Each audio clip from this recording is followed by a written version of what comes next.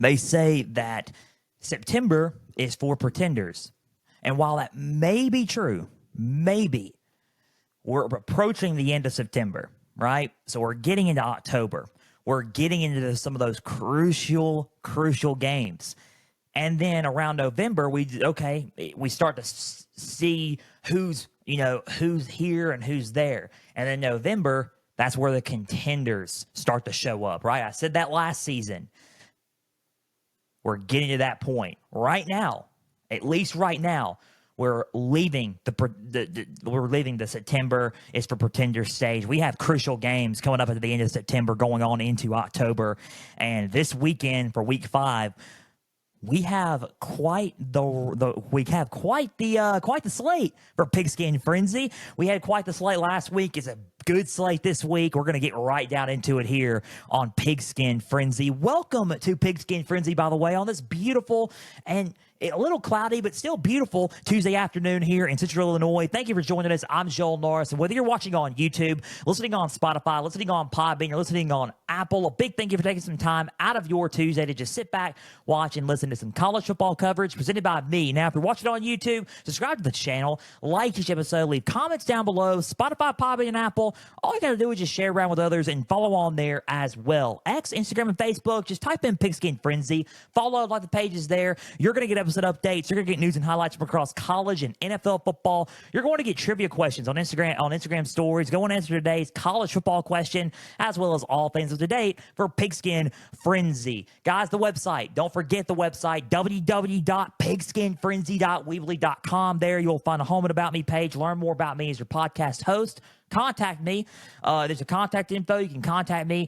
Name, question, email. I'll get to your email, your question on the show or after the show if need be. We need to start doing questions at the end of this episode, at the end of these episodes. But I'll probably discuss that, behind the scenes. But not only that, there's a platforms page. All the platforms I just mentioned on there. Go and click on with your favorite listening style of the show, as well as our affiliations page with our proud partner of the podcast, the Beard Club. Guys, if you want a great shave, I just say shave my stubble. My face looks a little bit clean. I did it with the Beard Club.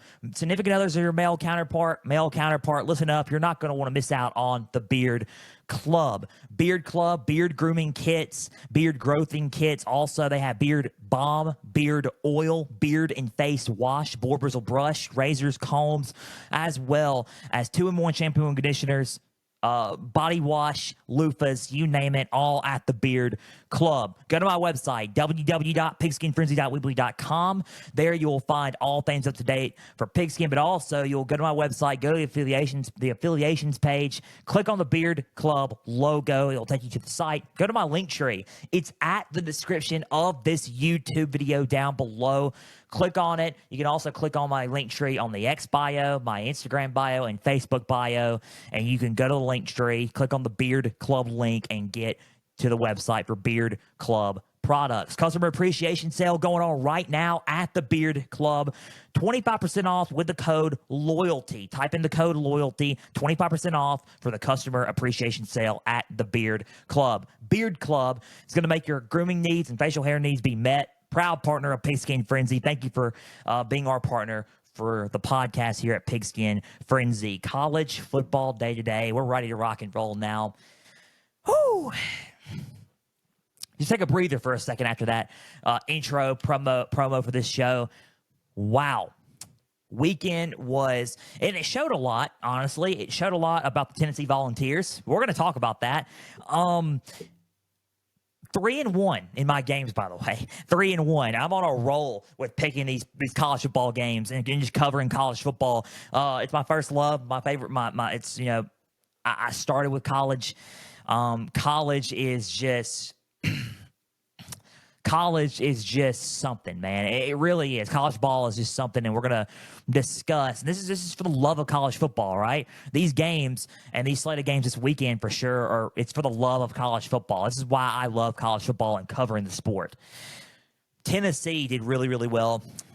Oklahoma surprised me. I think they did well, too. We're going to discuss that game. How about Utah? Utah did really well as well. We're going to discuss these teams and discuss them in more depth as we recap the games. Let's talk about the first game on the Week 4 recap, and let's get into our Week 4 recap. Let's talk about Louisville and Georgia Tech. Louisville and Georgia Tech, I said that was going to be an underrated ACC matchup. It did not disappoint. It was an underrated ACC matchup. I had Louisville winning that one. I thought their offense and I thought their willingness on third down was going to help them get the win. I was right. I was right about this. Final score was Louisville 31, Georgia Tech 19. Georgia Tech goes to 3-2. Louisville goes to 3-0. Big game coming up against Notre Dame. We're going to discuss that here on the show later. That is one of our Pigskin Frenzy games. Louisville now number 15 in the AP poll and the rankings. Louisville played really, really well. I thought that their offense was firing on all cylinders, and it has been. Low-key, Jeff Brom's offense has been very underrated so far to start the season going into Week 5. Tyler Show, the transfer out of Texas Tech in Oregon, is been on all cylinders connecting with his receivers. Ja'Cory Brooks, the Alabama transfer, he played well. He had 125 yards, 1 touchdown, 4 receptions. He did really, really well.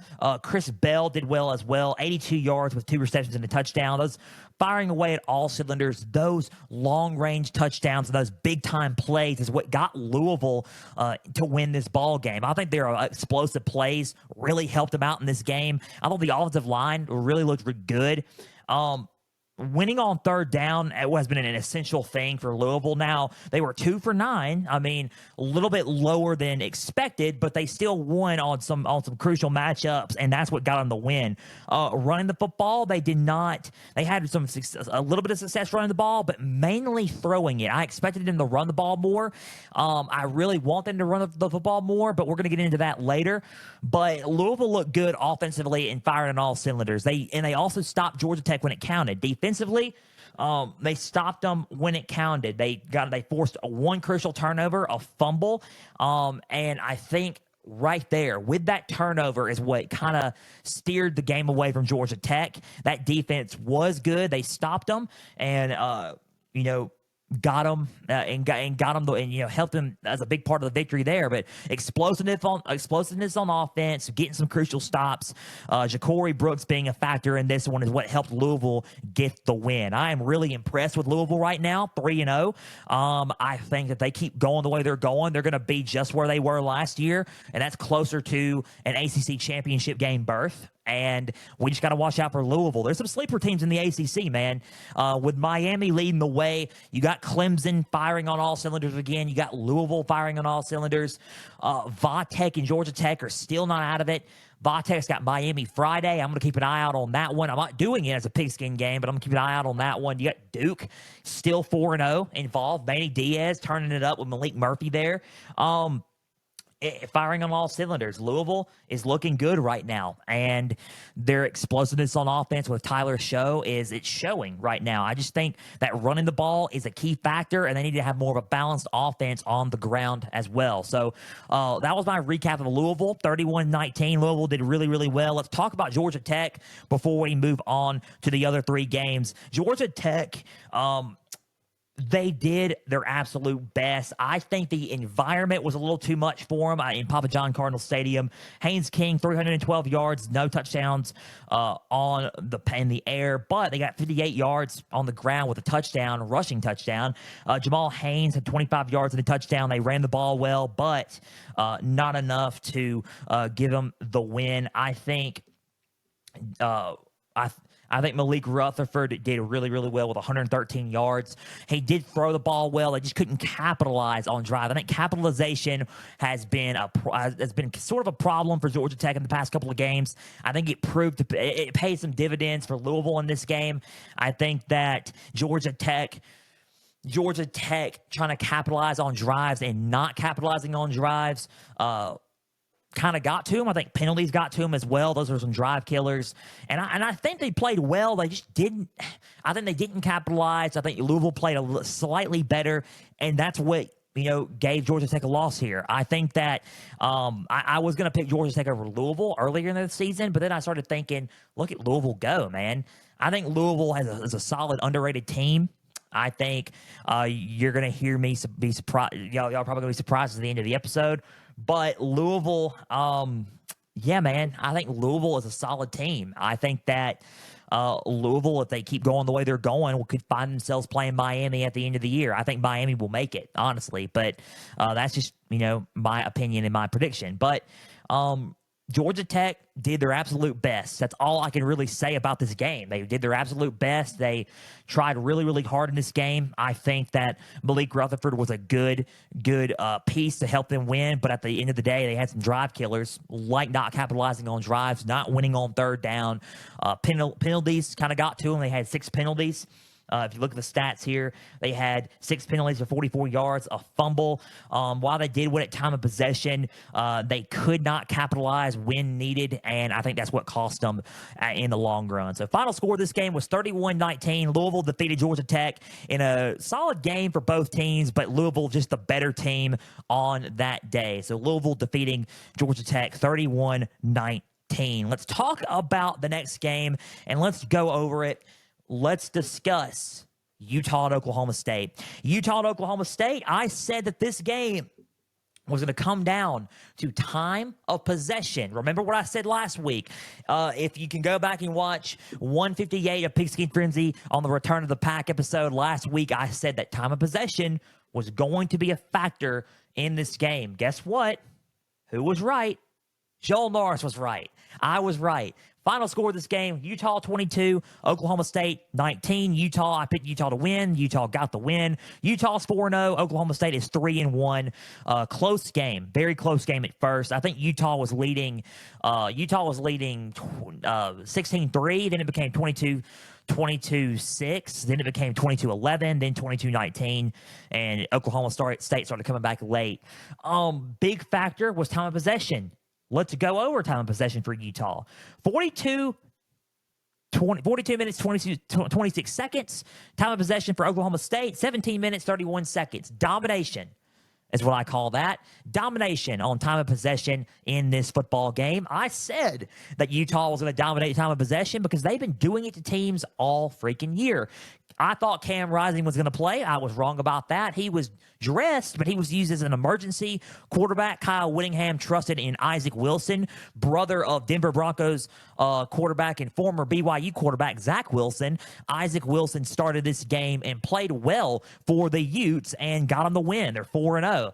Played really, really well, won at time of possession, made the right decisions as a freshman quarterback, and got him the win in good areas that, kind of just hurt Oklahoma State.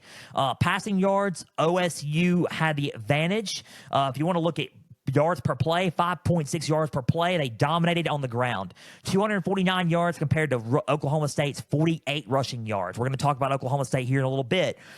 But I think the one thing that could have cost them was the turnovers. They had 3 turnovers in this game. Did not like that from Utah. But two turnovers for OSU could pay dividends too. But it was truly good efficiency, somewhat better efficiency on third down and time of possession, and is what helped Utah beat Oklahoma State in Stillwater. They played a really, really good game in Stillwater and really, and I mean really, really won the time of possession battle in this one. If you want to look at some of the player stats, I mean, Micah Bernard was a really true wrecking force in this one. 182 yards on my notes, 25 carries, no touchdowns, but he got 7.3 yards average on the ground. He averaged 7.3 yards on the ground per run, and it was just it's just going to be kind of hard to stop Utah if you're like that. They won on the line of scrimmage, they won in time of possession, and I thought they were the more physical team at the end of the day. I think that's what gave them the win. What brought Oklahoma State back in it was the turnovers. We got to minimize the turnovers if you're Utah, but big conference win and it was their Big 12 opener. Big time. I'm sorry, it wasn't their Big 12 opener. They played Baylor earlier. It was a crucial Big 12 game for sure. Big time. And I mean big time. Big 12 win for Utah and beating Oklahoma State. 22-19 was the final on that one. Let's talk about Oklahoma State really quick. The ground game. And I said it was going to be an issue. They need to find a way to give Ollie Gordon the football. Let's talk about it. Ollie Gordon's 42 yards, 11 carries. He has not been running the ball as much. Alan Bowman has been throwing the ball more. They've been using, and that's good. You need to throw the ball and have a solid offense, but you need to balance it out with the run game. Ollie Gordon won the Doak Walker Award last year, in case you didn't really know. If you want to talk about Ollie Gordon, he won the Doak Walker Award last year. He played really, really well last year. He had over 1,600 yards, and he had over 20 touchdowns on the ground. Played well. Micah Bernard was the better running back yesterday. He beat out the Doak Walker Award winner. Ollie Gordon barely ran the ball. They had 42 yards out of the 48 rushing yards Oklahoma State had. They got to run the football more. They cannot find – they're completely neutralizing Ollie Gordon and letting Oklahoma State throw the football, which Bowen is good at throwing the ball. So if you give him time to throw, Oklahoma State's going to make those throws. Don't get me wrong, but they need to run the football more. That's my biggest concern with Oklahoma State right now, is finding a way to get Ollie Gordon in the game. We're going to talk about Oklahoma State later in the game, in the show, but you got to find a way to give him the ball. Time of possession, not a good thing against Utah. They completely got dominated in time of possession. I think turnovers were crucial in this game for Oklahoma State as well. 2 interceptions, especially when they were trying to get back in it. 2 picks for Utah. I think that's what carried the game for Oklahoma State and got them the loss on this one. I think that looking at Oklahoma State, I think they're a top 3 team in this. They can be a top 3 team in this. Surprisingly, BYU is a sleeper team. We're going to discuss that in the AP poll. They're 4-0. So right now the top 2 teams are Utah and BYU. We're going to discuss that here a little bit when we talk about the AP poll. But Oklahoma State, they need to run the football more, minimize the turnovers. I think penalties is what got them too. I mean, if you want to look at the penalties, 4 penalties, but 4 crucial penalties got them late. I just feel like OSU, they had to punt 8 times. I just feel like OSU had a game plan, and it just backfired on them. I think their game plan needs to involve running the football more and being established at that, as well as, trying to hold on to the ball more, trying to, get some, gain some yards, and win some of those battles on third down. If they can do that, then OSU will be fine. I think they're a top team. They're a talented team. They still got some ways to go in some areas, but mainly running the football needs to be a factor for Oklahoma State going forward. Final score of this game was Utah 22, Oklahoma State 19. Utah's 4-0. Oklahoma State's 3-1. Oklahoma State's got Kansas State coming up Saturday. Utah has got Arizona late. Trap game? Maybe. Let's find out. We'll find out late Saturday, but Oklahoma State plays Kansas State, which we will cover here in a little bit, on Saturday. 22-19, Utah defeats the Cowboys of Oklahoma State. Moving on, let's talk about the game that I got wrong. And I did get it wrong. Was USC and Michigan. I picked USC to win that game. Was dead wrong. Classic game in the Big House. Final score of this game, as we look at it, was 27-24. Michigan 27, USC 24. USC handed their first loss. They're 2-1 now. Michigan is 3-1 on the year. Michigan ran the football. That is what I said that they needed to do. They needed to establish a balanced run game with Donovan Edwards and Kalel Mullings and Edwards went off on the ground. SC cannot stop the run. They won up front in the line of scrimmage. They were more physical than USC was, and they ran the football well. They threw the ball a little bit, but they really didn't need to. You see, they really didn't need to. They could have ran the ball well, and they could have won on the line of scrimmage, and that's what got them the win. SC's defense was a lot better than it was last year, because last year, this game wouldn't even been close. Michigan would have dominated the game. But USC's defense sort of kept them in it with tackling. They tackled better. They played a little bit more physical. But at the end of the day, Michigan was the more physical football team. They ran the ball well. If you want to look at time of possession, they were a little bit off from USC. USC was 30 minutes total. Michigan was 29, but they were not far from each other. And they capitalized on the turnovers and penalties that USC had. USC had a pick six. The defense played really well for Michigan, and they capitalized on that. They capitalized on every drive that they took. And I think that's what gave Michigan the win. Capitalized on the pick six they had, capitalized on the fumble they had, capitalized on the penalties that USC committed, which was 6 for 32 yards total. Did Michigan have 2 turnovers? Yes, they fumbled twice, but they ran the ball extremely well. 290 yards on the ground. Passing yards was 32, obviously. USC outgained them in passing yards. But running the football at 290 yards total is what's going to happen. A win is going to happen because you're more physical on the line of scrimmage. Michigan won this game dominantly on the line of scrimmage and running the football. Old school smash mouth football. If you want to talk about smash mouth football, Michigan did it. 290 total rushing yards, 27-24. That got them the win. Donovan Edwards, Khalil Mullings did really, really good. Let's talk about it. I mean, Mullings had 159 yards, 2 touchdowns. Edwards had 74 yards and a touchdown. Mullings is turning into a secondary for Edwards, and he's turning into a big problem for defenses to try to contain. Michigan is now 12 in the poll. USC is 13. Big time back and forth game because Miller Moss played well, but if you want to look at the game itself, running the football, Michigan looked really, really good running the football and up front. Their defense played well too. They played physical and tackled really, really well. They got to Woody Marks. They got to Miller Moss. They got that pick six. Earlier in the game.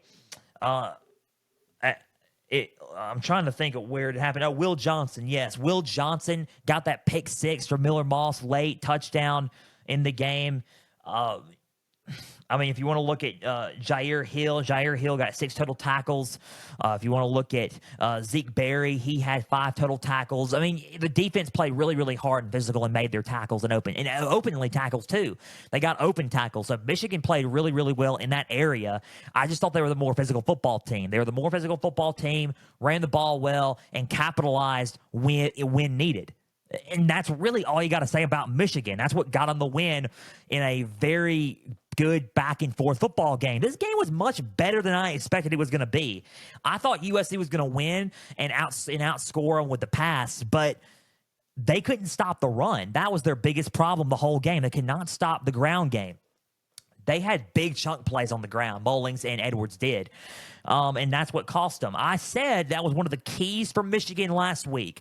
They had to stop the ground. They had to stop key for USC. For USC is slow down the run. For USC had to slow down the run. Michigan's keys to win this game was to run the football at an effective rate, and they did that. Michigan did the effective rate.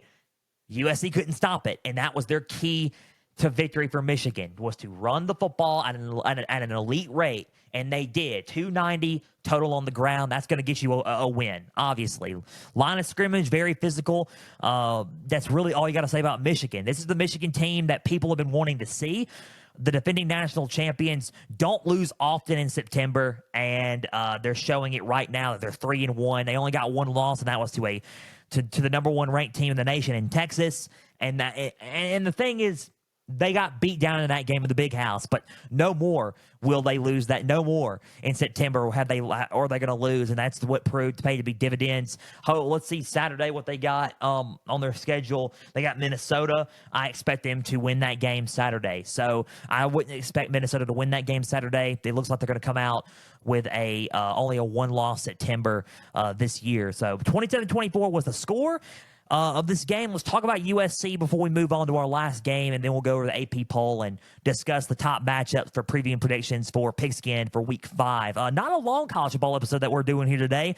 It's been usually an hour, but we're making it through because a lot of our thoughts are pretty much what I've already discussed. But let's talk about USC. SC did not play bad. If you're going to sit here and try to tell me that SC played terrible, they didn't play bad. They didn't. And usually I have been highly critical of USC. This season I'm not highly critical of USC. USC's defenses play a lot better. They're tackling a lot better. They're more physical than they were. The Alex Grinch defense is no longer in effect. They are playing at a new level on defense. They're playing more physical on defense. They are, obviously right now, if you want to look at the team 2024, their defensive coordinator, Deonton Lynn, Eric Henderson, they're both, co-defensive coordinators. They're both calling really good plays on defense, just not enough at a rate to beat a Michigan right now. Josh Henson called a good game on offense, so did Lincoln Riley, but at the end of the day, Michigan's defense has proven dividends. Miller Moss had a good game, 283 yards, 3 touchdowns. Woody Marks had 100 yards on the ground. I think USC's rushing did really, really well. I think their passing was really, really well as well. Lane for USC, Jacoby Lane did good. Zachariah Branch did good. Kyron Hudson did good. Robinson got a touchdown with 19 yards, but they're receiving, their passing, their timing, and his timing was good. That one pick six was not good, obviously, but if you want to look at his passing and what he tried to attempt it wasn't bad, but it could have been better. I think that USC didn't play a bad game, but it could have been better, if that makes sense. USC is a team that is going to still be in it. They got Wisconsin Saturday. I fully expect USC to beat Wisconsin, honestly. If you had to give me money right now, I'm picking USC to beat Wisconsin right now. I think USC right now is ahead of Wisconsin in certain areas, and I think USC is going to win that game. But in a game like this, where you're getting there physically and you're trying to build your defense back up to where to at a better level, it's still not going to be perfect, and I think that's what cost them Saturday. They were physical, but not as physical as Michigan, and that's okay. Baby steps on defense, baby steps on getting physical again, and baby steps on rebuilding that defense. The defense has come a long way since last year, because if this was a game last year, Michigan would have beaten them by 3 scores. If you want to be real, Michigan would have beaten them by 2 or 3 scores. USC is getting there on defense. Just need baby steps of rebuilding that defense. They're miles ahead of where they were. Just got to tackle a tiny bit better. They tackled really good, but tackle a tiny bit better, be a little bit more physical, and learn how to stop the run. I think the stopping the run is a key thing for their defense right now, and that's what they got to learn and do for their defense. So that's pretty much all I got on this game. Overall, Michigan was just the better team physically and ran the ball at an elite level. Final score of this game was Michigan 27, USC 24. USC's got to improve on the rush defense, but they're getting along. They're coming along. They're getting better. If Michigan can find a way to solve their passing problem, then they're going to be a team that could still be a problem in the Big Ten as the defending national champions. Let's just see. Final score of this game was Michigan 27, USC 24. They got the win over USC. One more game before we can, go on to the AP poll and to conclude the recap of Week 4 is Tennessee and Oklahoma. If you want to sing it and say Rocky Top, you'll always be home sweet home to me, go ahead, because that's what everybody was singing this past weekend. I got it right. Final score of this game was 25-15. Excuse me. Tennessee 25, Oklahoma 15. Tennessee, I picked Tennessee to win that game. Tennessee, and while they did not blow them out score-wise, I said it was going to be 42-17. I was wrong about the score. While it was 25-15, Tennessee is the number 5 team now. They're 4-0. Oklahoma's 3-1. While Tennessee did not blow them out score-wise, I think they blew them out in certain areas. I think play-wise, they blew them out in certain areas. So I was right and wrong. Score-wise, I was wrong. I think in play-wise, in certain areas, I was definitely right. I think that Tennessee blew them out in certain areas. I think Tennessee is a solid football team. They proved a lot of people, I would say wrong and right. Some of the spectators said that Tennessee's a solid team. They proved them right. People who said that Tennessee hadn't played nobody and they're not going to do this to Oklahoma, they proved them wrong. I think that they double-digit win in going on the road in a hostile environment for Nico Amaliavia. Double-digit environment, double-digit win in a hostile environment like that. Yeah. Yes. Loudest can be in there. And they got the win. Loudest can be in there, and Nico Amaliava dropped a dime, ladies and gentlemen, if you want to add it, a dime to Deontay Thornton Jr., 73 yards, a touchdown in that game. Big-time play for Thornton in that moment. Brew McCoy had 92 yards. Amaliava had 15 yards on the ground, but 194 yards passing in the touchdown, 13 for 21. He was not bad. He wasn't the best of numbers. It wasn't Heisman-level numbers, but it wasn't bad. It got him the win. The main part of this game, if you want to look at Tennessee, is while they are a top five, Tennessee is top five in offense in college football currently. Go look at the rankings; it's true. I think the 2 turnovers could have cost them. I think the yards per play, 4.7, 151 yards on the ground. The rushing was amazing. Dylan Sampson ran the ball well. So did Bishop. Bishop ran the ball well. 194 passing yards. If you want to look at total yards, 345 compared to their 222. They outgained them.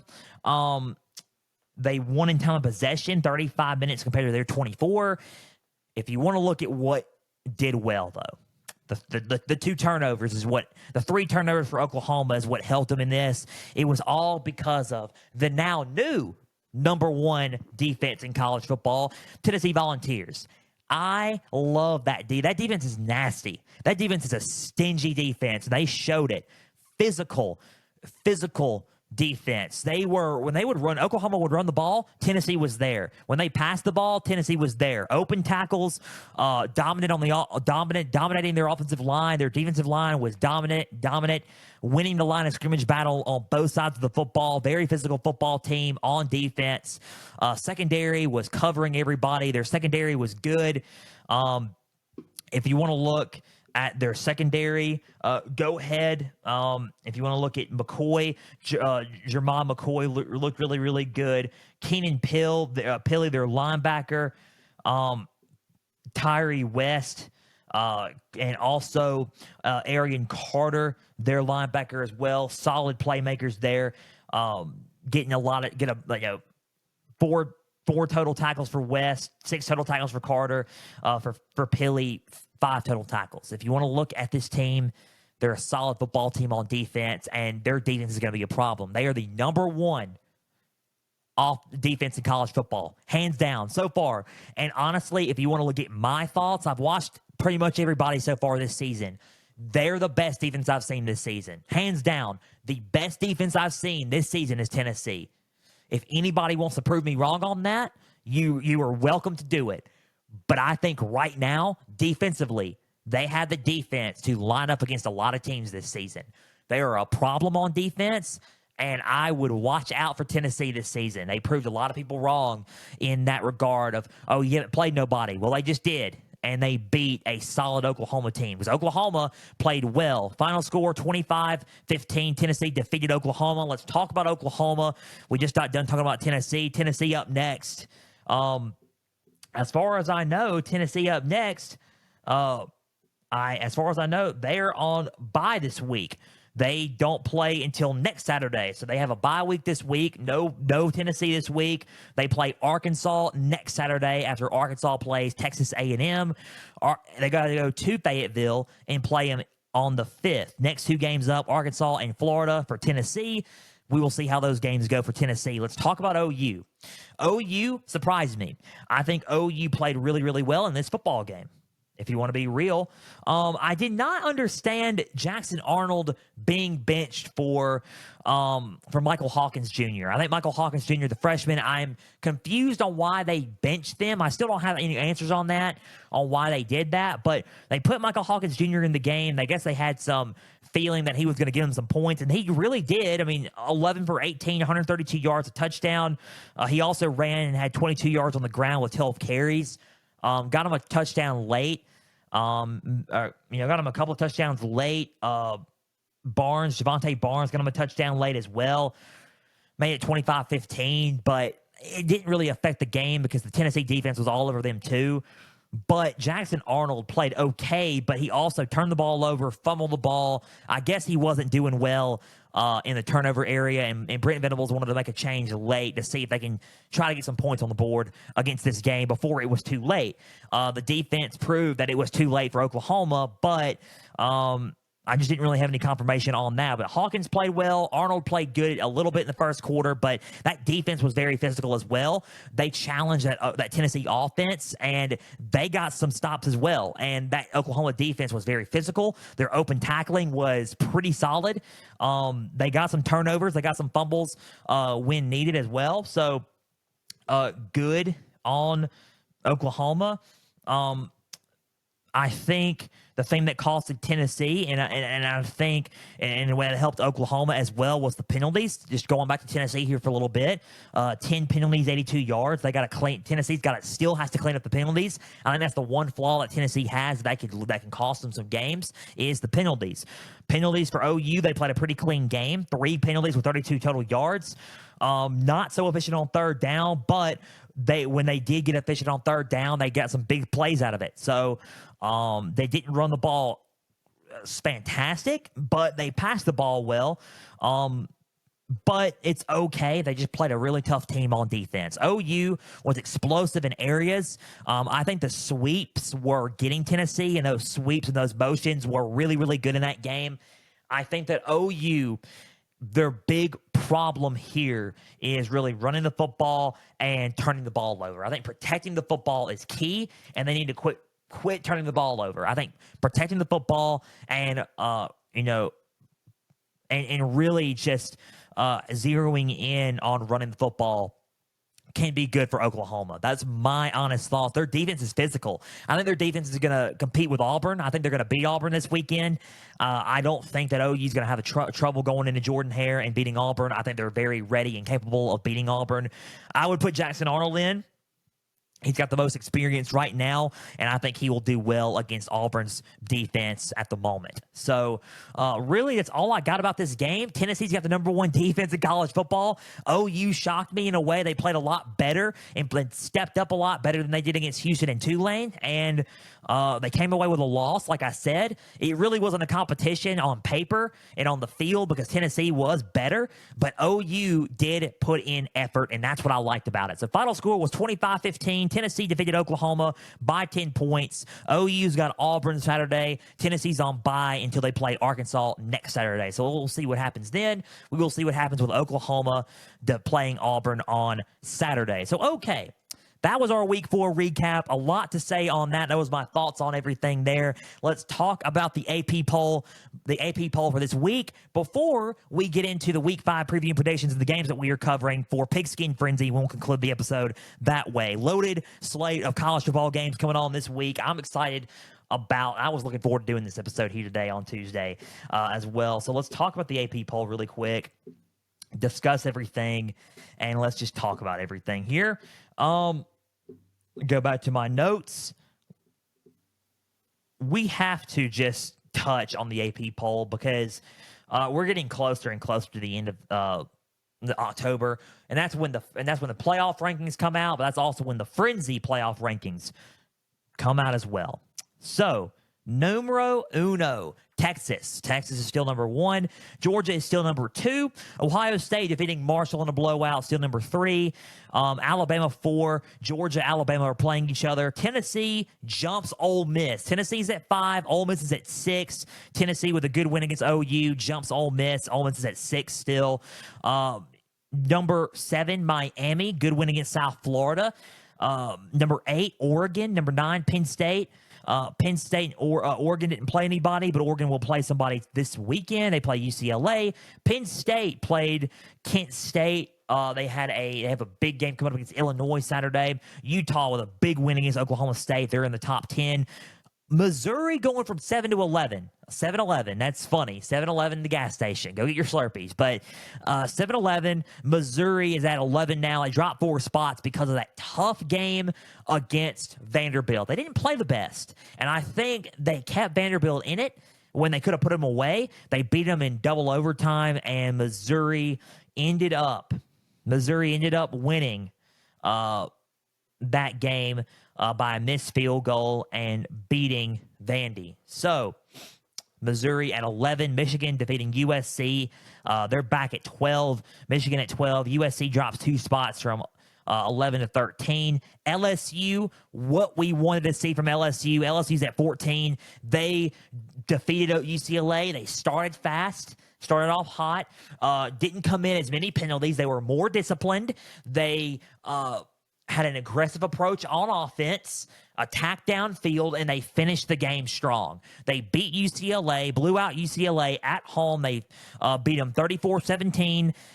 LSU played really, really well. The problem now is injuries. Guillory is out, and now it is breaking news from yesterday. LSU linebacker Harold Perkins is out for the remainder of the season due to a torn ACL. Huge loss for the LSU Tigers going in to Ole Miss in 2 weeks. Saturday they got South Alabama. Don't know if they'll need to get South Alabama. Next week, they're on bye, so they need a much-needed bye for everybody to recover. And then on October 12th, Ole Miss comes into Baton Rouge. Their big test. They're really, since USC and South Carolina, their first major ranked top 5 test is against Ole Miss. Ole Miss leading with the number 1 offense in the country. But we will see. Ole Miss hadn't won in Baton Rouge since 2008, so we will see about that game October 12th. But losing Harold Perkins, big time for LSU in this. And we'll see how they navigate that going in for the rest of the year. This may be the last time Harold Perkins suits up for LSU. He can either A, come back to LSU, B, transfer, or C, enter the NFL draft, which I think many expect him to enter the NFL draft after this season. So thoughts and prayers with Harold Perkins. He makes a speedy recovery and hope he is okay. We'll see what LSU does to adjust without the with the loss of a big time player at linebacker. So they do have depth there, which is good for them, but we'll see. Number 15, Louisville. Louisville with a good win against Georgia Tech, but it brings them up 4 spots. Notre Dame plays Louisville Saturday. They're at 16. 15-16. Notre Dame and Louisville are playing Saturday in South Bend. Clemson at 17. Clemson's continuing to roll. Blew out NC State by halftime in that game. Solid game for Clemson. They're 2-1, 4 spots there for Clemson. Number 18, Iowa State, 3-0 for the Cyclones. Watch out for the Cyclones in the Big 12. They are doing really, really well. And number 19, Illinois. Watch out for the Fighting Illini. Illinois 4-0 for the first time in a very long time. They got a very tough game against number 10 against number 9 Penn State Saturday in State College, Pennsylvania, in Happy Valley. Large stadium, hostile environment for Luke Altmaier. We're going to talk about that here in a little bit. Covering that game this weekend. Tough game for Illinois, but they're 4-0. Wow, 4-0. Number 20, Oklahoma State after the loss to Utah. Number 21 is Oklahoma after the loss to Tennessee. BYU comes in at 22 after being unranked. Kansas State is at 23 after being 13. Texas A&M is 24 after being 25. Close game against Bowling Green. And number 25 is Boise State from the Mountain West. Ashton Jeanty, a solid running back for the Mountain West and in college football. Should be considered for Heisman consideration. Even though he's the group of 5, he's putting up crazy numbers. He most likely will win Doak Walker. If the Doak Walker Award was presented now, he's the Doak Walker Award winner. Ashton Jeanty is just a solid running back, and he's dominating everyone that he plays. So that's the AP poll. Let's go back to BYU and Kansas State here for a little bit. 22-23. Kansas State was 13 going into an undefeated BYU matchup. They played BYU at their place. BYU in Provo, Utah. Let me go on and tell you something what BYU did.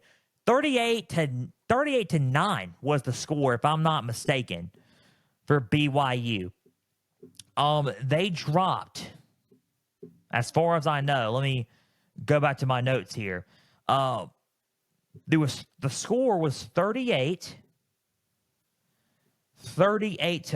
Yeah, 38-9. They dropped 38 points in a biscuit on Kansas State. Kansas State had a very physical game against Arizona. I didn't expect this game to be a game, but it was. BYU dominated on all sides of the football. Honorable mention for week 4, BYU defeated Kansas State. Very interesting game there. Kansas State drops the game. BYU was a sleeper team, no more. I said that they were a physical football team. I was right about that, but I didn't expect them to have the pieces to compete. But they had the pieces to compete, apparently. BYU 38, Kansas State 9, BYU's 22, Kansas State's 23 now. We will see how BYU moves forward. They're number 2 in the Big 12. I would assume, along with Utah. Utah and BYU are the top 2 teams, along with Iowa State, too, in the Big 12. Kansas State, 3-1. Oklahoma State, 3-1 as well. So we'll see what happens there. That's the AP poll. That's where everybody's at. We're going to discuss the Week 5 preview predictions here now, but that's where everybody's at in this week's AP poll and rankings here in college football. So if that's the rankings, let's kick it off now and discuss to conclude this episode with the preview and predictions for this week for Week 5. Preview and predictions, Week 5 preview and predictions for Pigskin Frenzy to conclude Pigskin Frenzy. The games that we are covering, number 1, just like we were talking about, Oklahoma State at Kansas State. They go to Manhattan, Kansas. Both of them coming off of a loss. Oklahoma State coming off of the Utah loss. Kansas State coming off of the bad BYU loss. Something's got to give. 3-1, Manhattan, Kansas. 12 noon Eastern kick, 11 a.m. Central kick on ESPN. We're going to discuss it now. Oklahoma State keys to win this ball game. Number 1, going to talk about it now. Establish the run game, please. Please run the football with Ollie Gordon. He is a solid running back. Last year's Doak Walker Award winner. He's going to help you win this game. You got to have a balanced attack to beat a lot of teams. You got to have an established run game to beat teams like Kansas State. They're going to come in physical. They're going to come in angry after getting beat like that against BYU, so you got to get ready. What's your attack? Not just throwing the ball with Alan Bowman, but running the ball with Ollie Gordon. Run the ball, establish the running game, and you'll be fine on the ground, and you'll be fine as a key area to win this football game. Number 2, if you want to look at number 2, forced turnovers. Avery Johnson turned the ball over a lot. They had 3 turnovers last week against BYU. Crucial turnovers, which gave BYU the game ultimately. Force the turnovers. Make Avery Johnson turn the ball over. And if you turn the ball over, fumble, pick, force some pressure to turn that ball over, Oklahoma State can find a way to go into Manhattan, Kansas, and win this ball game. Force turnovers against Kansas State and let Kansas State continue the turnover chaos that happened in Provo. Now, number 3, win the line of scrimmage battle. Be the more physical team, win on both sides of the ball on the line of scrimmage, and be more physical than Kansas State in that area. If you are physical against Kansas State, there's a shot that you will beat them and win this football game. Those are the 3 keys for me for Oklahoma State to win this ball game. Let's see how it plays out. Kansas State's keys are pretty simple. They're kind of going hand in hand a little bit with Oklahoma State's a little bit. Number 1, you got to minimize the penalties. They had a lot of penalties against BYU. I think that's what was a costly thing for Kansas State as well. They had 8 penalties, 50 yards. Just minimize the penalties, clean up the penalties, be disciplined, and you'll be fine against this team, against Oklahoma State. Minimize the penalties. If you want to talk about number 2, protect the football. Number 2 is protect the football. Going hand in hand with forcing turnovers for Oklahoma State. Just protect the football. Don't turn the ball over as much. Protect the ball. Don't get fumbled. Don't get the picks. Play clean football. Protect the ball, and you'll be fine. Number 3, establish that balanced running game with DJ Giddens and Dylan Edwards. If you establish that running game with both Edwards and Giddens, I think it's going to be kind of hard for Oklahoma State to stop it. I think if you set it up nice, especially with a ground attack with Avery Johnson through the air too, it's going to be good. Balance it out with Avery Johnson's passing. Offense is going to look good. Play physical, guard, block, establish that balanced running game, and you'll be fine at home against the Cowboys. So those are my keys for Kansas State. This is going to be a close game. Both 3-1. They're both coming off of a loss. They both should be hungry. Probably one of the better games this Saturday, I think, because of how hungry they're going to be coming off of a loss. Who do I have winning this ball game? I think it's going to be close. I really, really am favoring Kansas State in this one. I'm going to have Kansas State beat Oklahoma State in this one. Give me Kansas State winning this ball game. I think it's going to be close. I think it's going to be a 35-31 game. Kansas State 35, Oklahoma State 31. Oklahoma State suffers their second loss on the year. Kansas State rebounds and beats Oklahoma State at home in a much-needed victory. I think that Oklahoma State's running the ball is causing a lot of issues, and inability to run the ball is causing a lot of issues. I think they outgain them in rushing. I think they win up front. And I think Kansas State gets the win, and Chris Kyman gets the win, and they're a little bit more motivated than Oklahoma State in this one. I think Kansas State beats Oklahoma State 35-31 to go to 4-1, and Oklahoma State goes to 3-2. So Kansas State defeats Oklahoma State 35-31.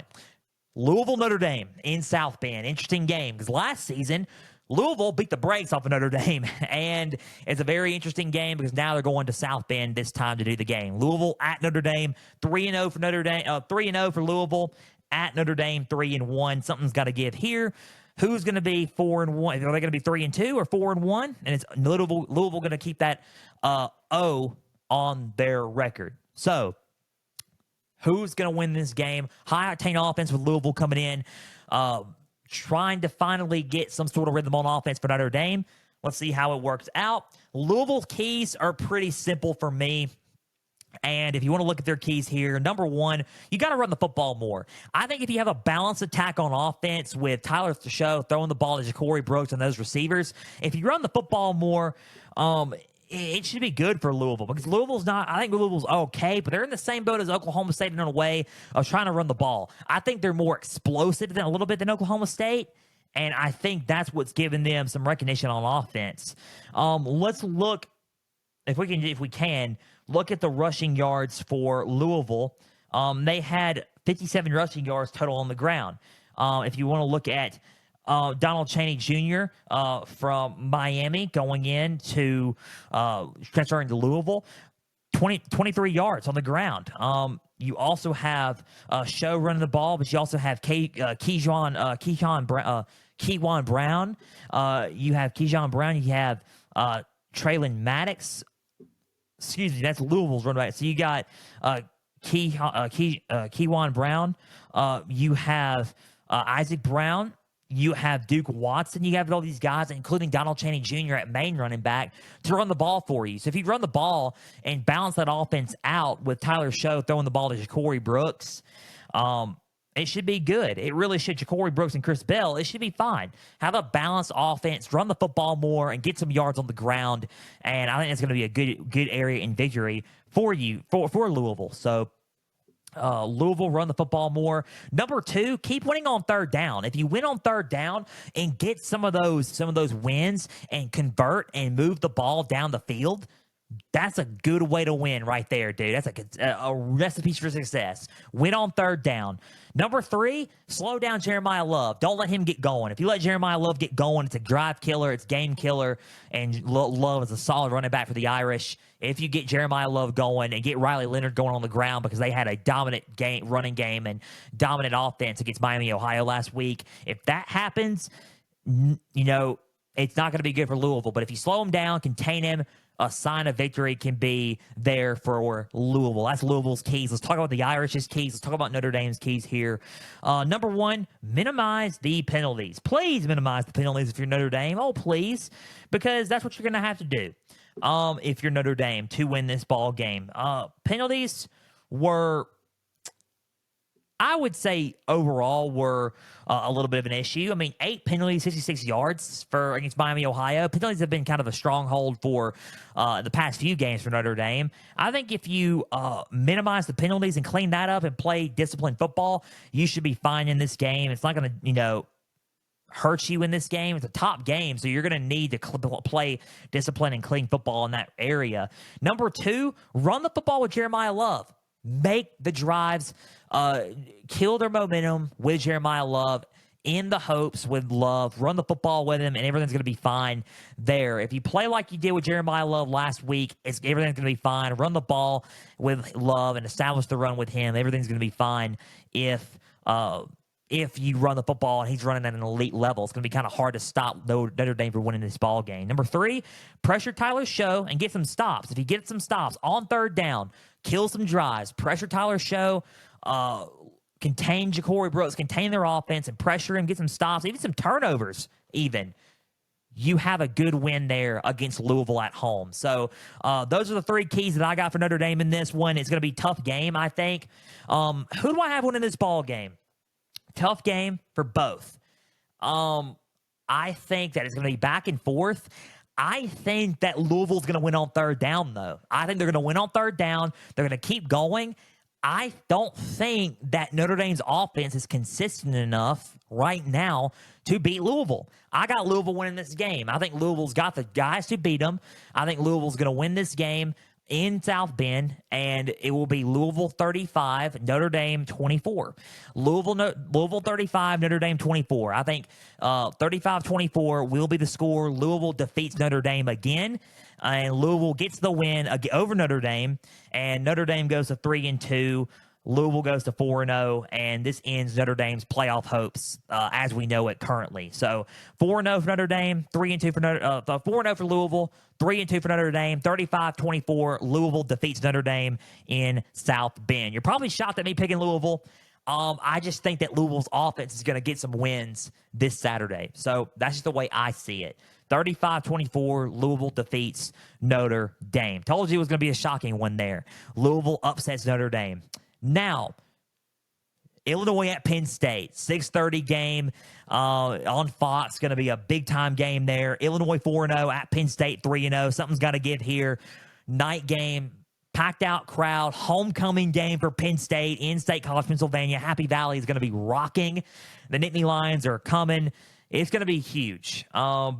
Big game for Illinois here. Big test for Illinois to see where they're going to be at and see if they can pull off the upset here. I think right now the keys are this for Illinois. Number one, you got to win the third down battle. Be efficient on third down. Keep the drives going and score something. Get some points out of it and capitalize on those drives. You got to win the third down battle and capitalize on those drives. Luke Altmaier, along with a lot of those guys on offense, right? What they did against Nebraska in overtime, just win on third down. Caden Fegan. You got guys like Josh McCray. You got guys like Pat Bryant, guys like Tanner Arkin, guys like that in receiving. You got to keep those guys on their toes, on their heels. Penn State's defense on its heels, a solid defense in Penn State on its heels, and win the third down battle on the road. You got to win those battles. Number two, defense has to force some turnovers. Make Drew Allard force some turnovers. If you call some pressure and force Drew Allard to get some turnovers, that's a win for Illinois. It really is. The Illini gets a win there by getting some turnovers and capitalizing on those turnovers. That's a win for Illinois there if they can get that going. And Luke Altmaier, the last key, has to have a breakout game. He has to play the best game that we've seen him play so far in college. And coming from as far, I think it was Ole Miss, right? Transferring from Ole Miss, the Ole Miss transfer coming into Illinois. I covered him in high school, so that's why I knew about it. Ole Miss, Luke Altmaier at Illinois, he has to have a breakout game. Play like he did against Nebraska, but even better. And if that happens, Illinois can find a way to upset the Penn State Nittany Lions. So, the Penn State keys, pretty simple. Number one, defense is going to cause chaos. Right now, Penn State is 9th currently in defense in college football. Top 10 defense currently in college football. Solid defense. They know how to get stops. They know how to get loss of yards, tackles. They know how to cause some chaos. If you cause some chaos to Illinois' Luke Altmaier and company, even some turnovers, Penn State has a way to win this game. Number two, Drew Allard keeps up that momentum. He keeps up the momentum that he had against Bowling Green, that he had against Kent State, that he's rocking and rolling on offense. Keep up that momentum, having another breakout game, and he finds a way to get it. And that's a way that Penn State finds a way to gets it done there. Number three, just like Illinois, win the third down battle. Keep the drives going. With a solid quarterback like Drew Allard, capitalize on those drives, score points, get 6 out of it, and that's how you're going to win the game. Be efficient on third down. Who's going to win this ball game? I think this game's going to come down to who's more efficient on third down.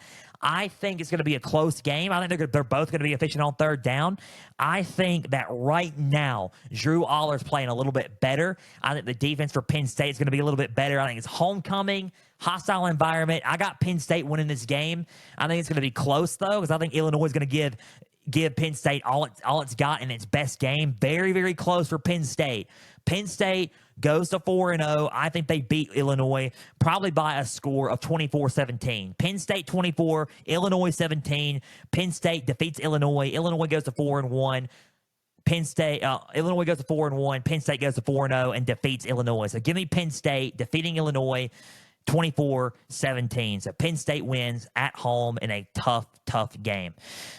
Last but not least, the game that we're covering, 6:30, ABC, SEC on ABC, Saturday Night Football. Game day is going to be there. Media is going to be there. I'm covering it. Number 2, Georgia at number 4, Alabama. We can rewind the clock. I said that Georgia was going to beat Alabama in the SEC championship game. Nick Saban led Alabama, dethroned Georgia for the first time in 2 seasons, beat Georgia. Nick Saban got his last big win against Kirby Smart before retiring.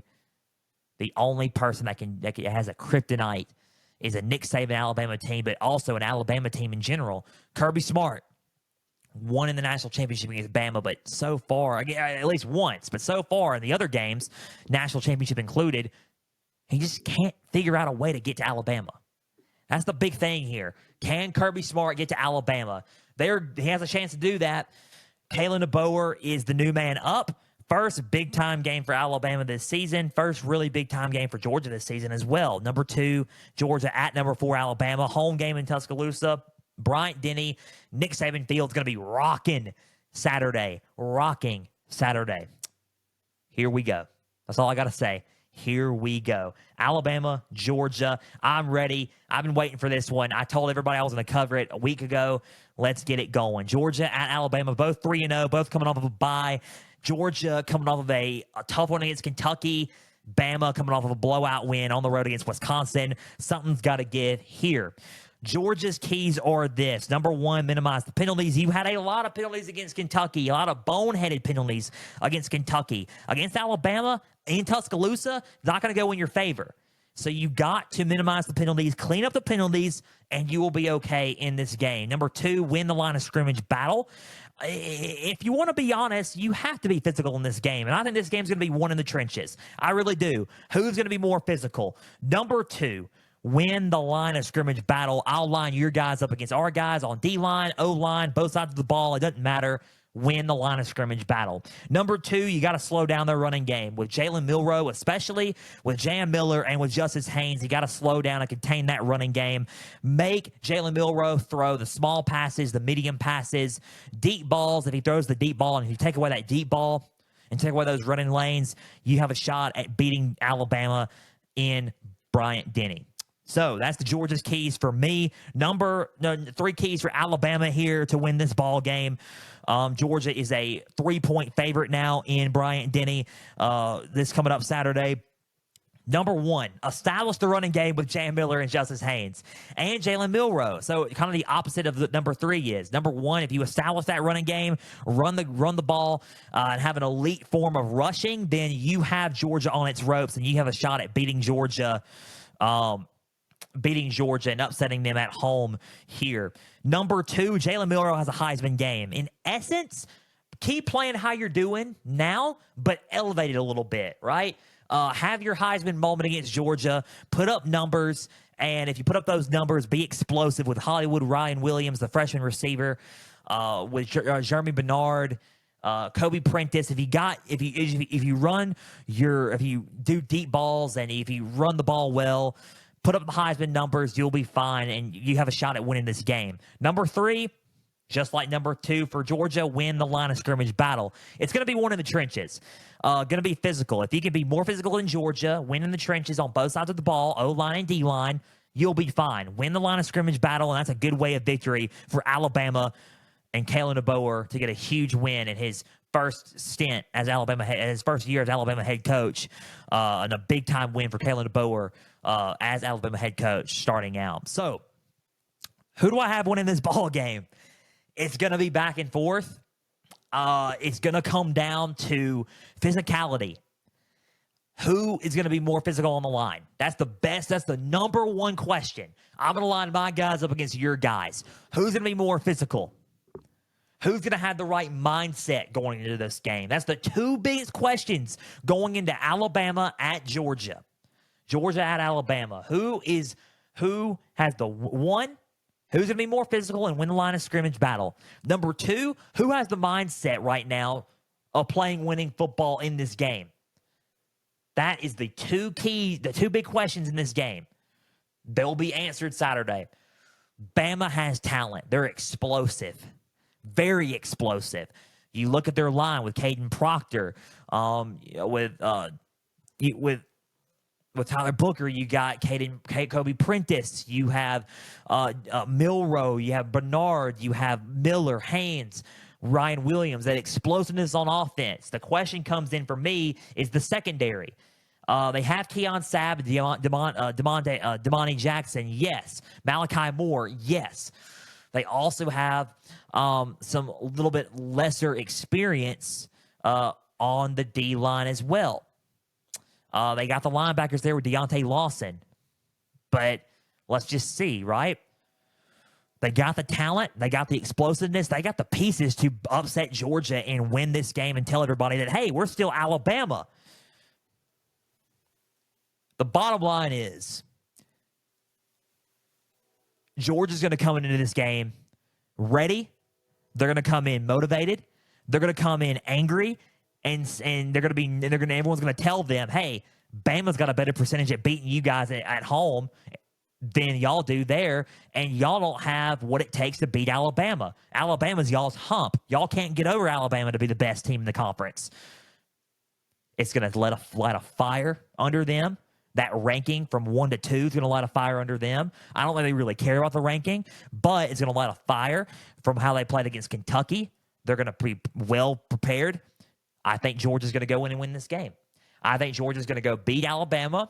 I think it's going to be back and forth, and it's going to be close. I think Georgia's going to win by a field goal. Georgia 31, Alabama 28. Georgia 31, Alabama 28. Georgia defeats Alabama, and Alabama goes to 3-1. Georgia goes to 4-0. I think this game's going to be close. Bama gets their first loss on the year against Georgia. Georgia gets the win, and 31-28, and Georgia chugs along undefeated after a tough win against Alabama in Bryant-Denny. I am careful of picking this game because it's still Alabama, but here's the difference. We don't have Nick Saban. I think a big part of the reason why Bama is favored in a lot of areas on the field is because Nick Saban was their coach. Georgia defeats Alabama. 4-0 is Georgia. 3-1 is Alabama. I think Georgia gets them 31-28. Georgia defeats Alabama and moves on as 4-0. Bama goes to 3-1 and goes back to the drawing board for week 6. That will conclude today's episode of Pigskin Frenzy. A big thank you for taking some time out of your Tuesday to just sit back, watch, and listen to some college football coverage presented by me. Now, if you're watching on YouTube, subscribe to the channel, like each episode, leave comments down below. Spotify, Podbean, and Apple, all you got to do is just share around with others and follow on there as well. X, Instagram, and Facebook, just type in Pigskin Frenzy. Follow like the pages there. You're going to get episode updates. You're going to get news and highlights from across college and NFL football. You're going to get trivia questions on Instagram stories, going into today's college football question, as well as all things up to date for Pigskin Frenzy. Guys, check out the website, www.pigskinfrenzy.weebly.com.